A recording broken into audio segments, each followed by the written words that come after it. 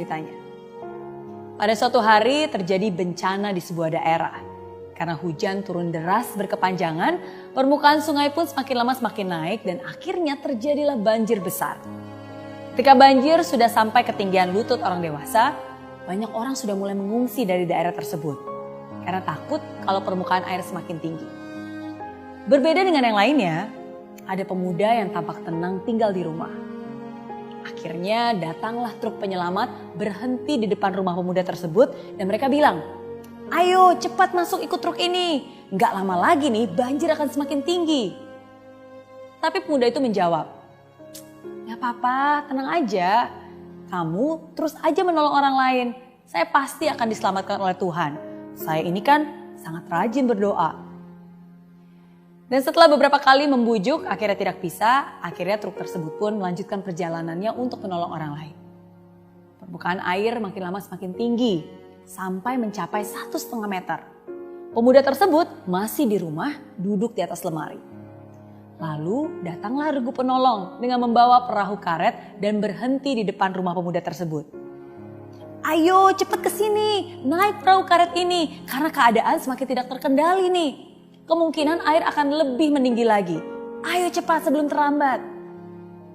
Lagi-lagi pemuda itu berkata, "Gak usah deh, makasih. Tapi kamu gak usah nolong saya. Saya kan orang yang beriman, saya sudah berdoa kok. Saya yakin Tuhan akan menyelamatkan saya dari keadaan ini." Perahu dan regu penolong pun pergi tanpa membawa pemuda tersebut. Dan sesuai prediksi, banjir semakin besar dan kali ini sudah banyak rumah yang tenggelam. Air sudah menutupi atap. Dan pemuda itu rupanya masih aja duduk di atas atap sambil terus berdoa. Lalu datanglah sebuah helikopter dan regu penolong. Regu penolong melihat pemuda tersebut, langsung melempar tangga tali dari helikopter dari atas dan terdengar suara dari megafon. "Pak, cepet, ayo, pegang tali itu, naik ke sini sebelum terlambat." Tapi lagi-lagi pemuda itu menjawab dengan berteriak, "Gak usah khawatir, saya ini orang beriman, rajin berdoa. Tuhan pasti akan menyelamatkan saya." Begitu katanya.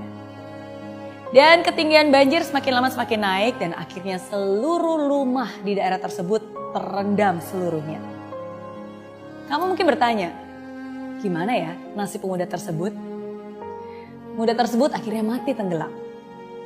Dan di alam kematian dia pun dihadapkan pada Tuhan. Nah, pemuda ini langsung protes. "Tuhan, aku sudah berdoa kepadamu, selalu ingat kepadamu. Tapi kenapa aku tidak Engkau selamatkan dari banjir itu?" Tuhan pun menjawab dengan singkat, "Aku selalu mendengar doa-doamu. Untuk itulah aku mengirimkan truk, perahu karet, dan terakhir helikopter. Tapi kenapa kamu tidak peduli? Kenapa kamu acuh?" Pemuda tersebut pun menangis. Dia merasa begitu bodoh bahwa dia tidak menyadari pertolongan itu.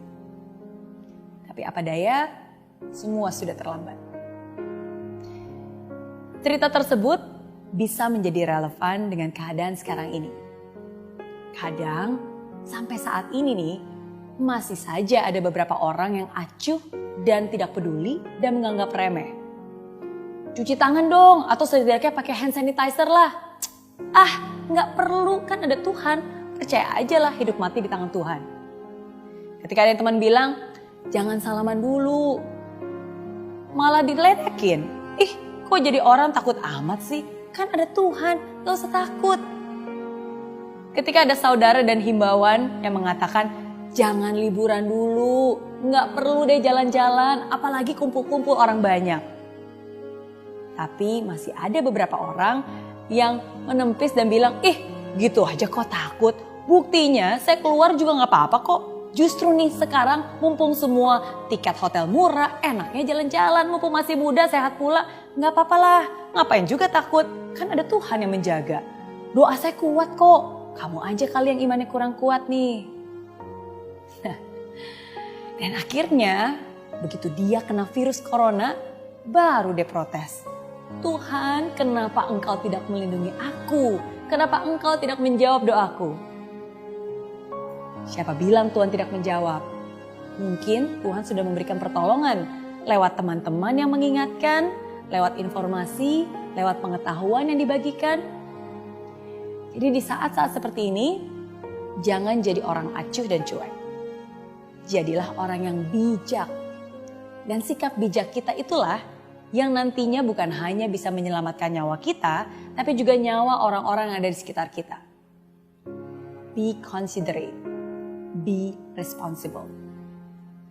Hargai juga orang-orang luar biasa yang memang harus tetap bekerja demi kelangsungan hidup kita. Orang-orang luar biasa yang sekarang juga berjuang memerangi corona di garis depan. Para dokter dan tenaga medis yang bekerja pagi, siang, dan malam. Jangan menambah beban mereka dengan sikap sembrono kita. Ini bukan hanya tanggung jawab mereka saja, ini tanggung jawab kita semua. Let's hope for the best, but let's prepare for the worst. Jangan sampai sudah terkapar baru sadar. Lebih baik mencegah daripada menambah korban virus corona. Semua akan baik-baik saja kalau kita sama-sama saling menjaga.